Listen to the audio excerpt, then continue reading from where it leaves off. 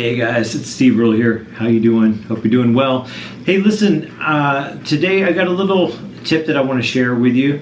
This is something that I do very often in order to work on my improvisational skills over different chord progressions, maybe new chord progressions that I've never improvised over before, or I just want to tighten up my improvisation over certain chord progressions, or if I'm doing songwriting and I want to work out solos, for new songs that I'm working on. So the key to this is just getting your average any run-of-the-mill looper pedal. Right here I'm using the Ditto Looper X2, which is something I highly recommend. And then you just play a few chords. I'll play a couple very simplified chords, and then you improvise over it. And a couple tips that'll help you with this. Number one, try and keep the loop level on the pedal a little bit lower than your volume level for your guitar soloing, so that you can really hear what you're doing over the rhythm. And a lot of times, if you're working on a chord progression, it may be helpful to exaggerate the length of time that you stay on each chord. It gives you a little more time to think through the notes that you're going to target, and your phrasing and everything else. All right, so we're going to record a little loop. It's going to go something like this. I'm going to do a 2-5-1 in the key of G major. So I'm going to go A minor, and I'm going to go to D9, and then I'm going to go to G major 7. So it's going to go like this.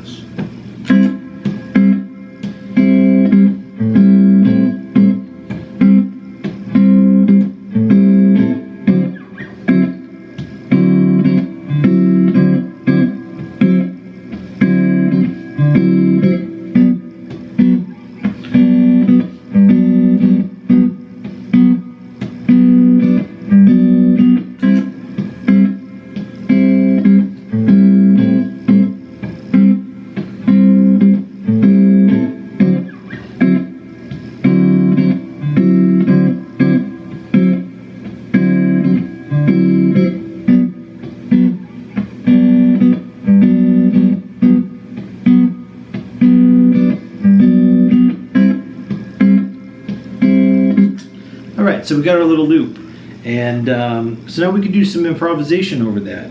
And a couple tips for improvising over chords, and I'll probably do another lesson a little bit more in depth of that. But when you're doing this type of stuff, this is practice time, so you don't got to play perfect. Allow yourself to make mistakes. Probably one of the things that's good to do is just to play very slow and deliberately, and target the key notes for each of those chords that you're playing over. So whether you're doing something that's it's modal, or depending on what kind of you might be doing something that actually moves key centers. If that's the case, then it's a little bit different. But if you're doing something where it's just staying within one key, and you're targeting those key notes for that mode or whatever you're trying to do, it can be a very helpful exercise for that. And then you can take it as far as you want to take it. Take the improvisation as far as you want to take it later on.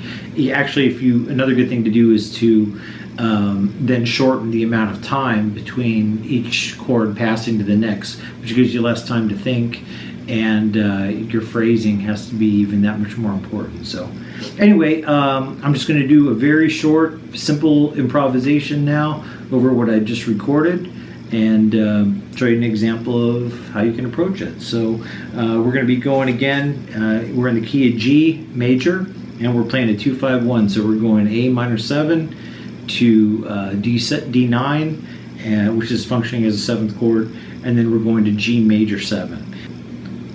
All right, so we're going to improvise just like this.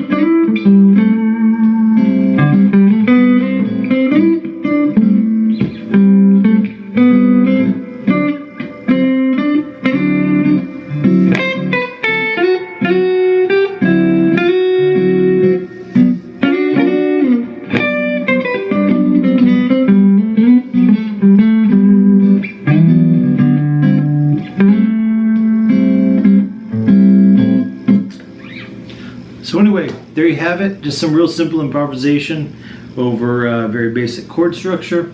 And you can do this with anything, so you can make it as complex as you want.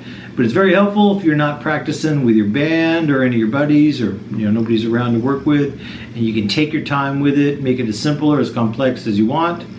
And anyway, that's it. So hopefully that's really helpful to you. If you got any questions, feel free to leave them in the comments, and or if this has been helpful for you, let me know.